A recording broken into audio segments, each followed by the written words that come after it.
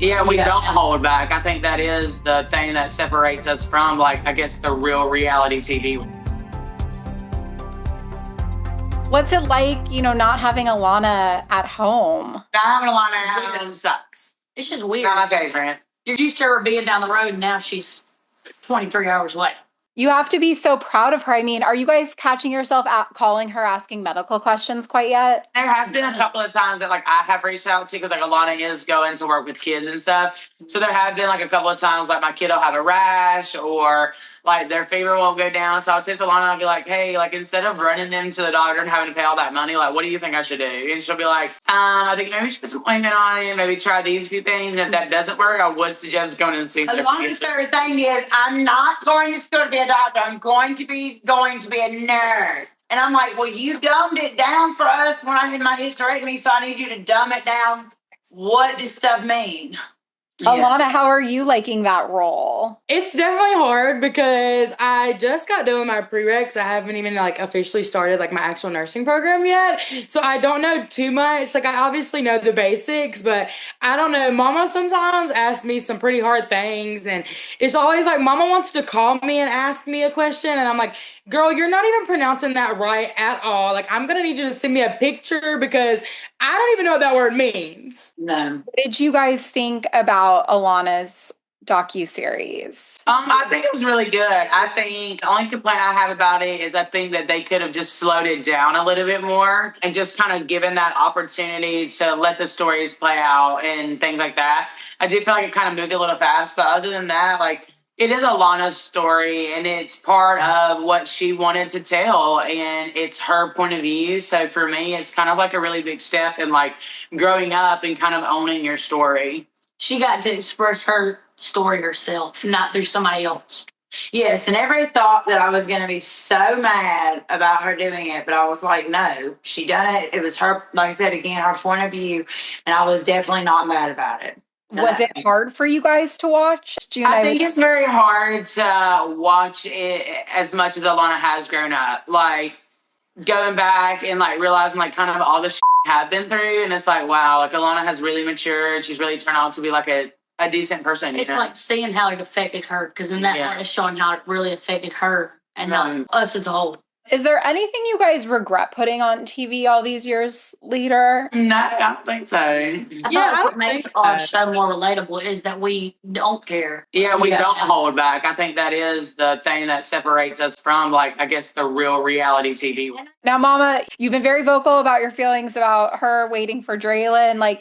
Do you still feel that way? It's I tell all of them, and I've told Alana, I don't want them. I want them to make the right choices. I don't want them in 20 years or even 10 years look down the road and say, I regret making that decision. I regret staying that long. I wish I would have left. I wish I would have done this way, because that's what happened to me. And I realized at 42 that a lot of my trauma came from my mom, my relationship with men, my relationship with my own children, and having to deal with that. And it was a bricks hit me, and I don't want them to be that way. And how's Caitlin doing? She's doing good. She's going into the 8th grade. She's a typical teenager. She has little friends. She just moved to a new school a few months ago.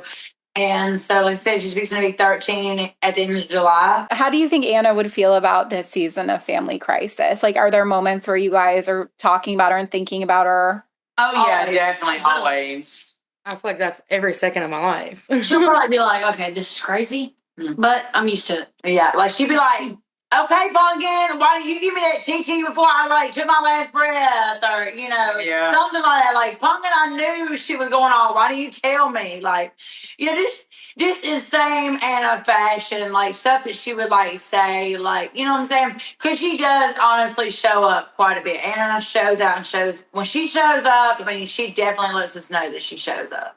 How? Are there certain signs that you guys notice? Yeah, certain people believe in that and certain people don't. But, the red cardinals flying and yellow butterflies. And the song that played at her funeral, that comes on whether we're playing the Alexa or we're playing in the random radio in the car or, music. So even your own music, it'll just creep in there. And it's just wow, that's crazy. What you trying to tell me, Alana, like, did your documentary coming out, did it affect your relationship with any of your family members? I don't think so. I mean, we were all like texting while the movie was literally airing, and I mean, I did not hear from anybody.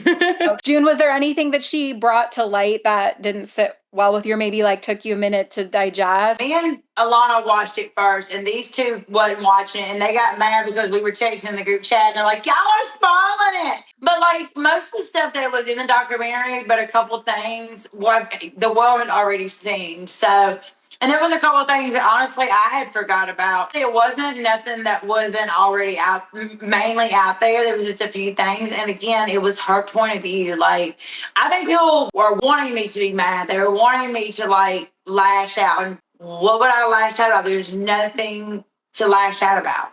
Yeah. Like, I think that's what surprised a lot of people. I know you've been super open about your weight loss journey and that you went off the GLP-1. If you ever needed to go back on it, like, would you, and what's been your secret to maintaining it? Like, how have you really adapted that lifestyle? Honestly, eating stuff that I would not normally eat. I've went pretty much like gluten, plant-based, and like dairy free, and just try to like incorporate that and just incorporate the right food within my diet. The weight loss shot just doesn't have weight loss benefits. It has so many more benefits. And we have discussed on going on a very low dose, but I wouldn't go back on it for weight loss, no. Got it. How have you trained your brain to do that, though? Because that's the hard part. Yeah, that is the hard part. I'm a grazer kind of person. So for me, like, it just wasn't hard. Like, I'm one of those people that had to say, I need to eat today because, like, I could be one of those people, and I think that may be because I had the gastric sleeve in 2015. I could go all day without eating as long as I'm drinking. Okay. And do you want to lose more, or you're just like, I'm good right now? I've been maintaining like 195 to 200 like since October. And I just think my body is like, I don't want to lose anymore. I'm where I'm at. June, how proud are you of Alana? She still is divalicious. I mean, she can say it all day, but like she is very divalicious still. But I am like proud of her, like doing what she needs to do, buckling down, having to study because like I tell a lot of people, college ain't like high school. They ain't holding your hand. Like there's 500 people waiting to get into the same program that she's in. Is your iconic line, work at Smoochie, still something that you walk around the house and say? She says that at her graduation. She said at her high school graduation. Yeah, I said when she walked on